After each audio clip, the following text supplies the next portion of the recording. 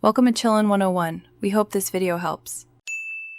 Start by enabling the BigQuery API in your Google Cloud Project console.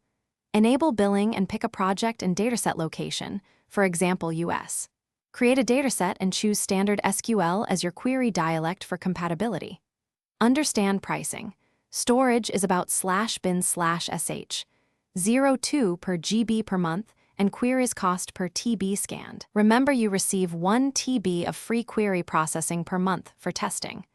These steps get you ready to load data and run your first query quickly. Upload a CSV or JSON file and choose Create Table from File in the BigQuery UI. Define a schema manually or use auto-detect, and preview the first rows before creating the table.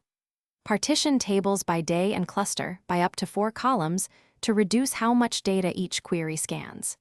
Use limit 1000 for fast previews and set a maximum bytes build limit to avoid unexpected costs. Run queries with standard SQL and review bytes build shown after each query completes. Save useful queries as name-saved queries and schedule them with daily frequency if needed. Export results to Google Cloud Storage in Parquet or Avro formats for efficient downstream processing. Use table partitioning and clustering to improve performance and cut scan bytes by up to 90% for targeted queries. Take advantage of cached results, which are free for identical queries within 24 hours. Monitor costs in the billing console and use maximum bytes build to enforce budgets automatically. Thanks for watching. Consider subscribing if we helped you.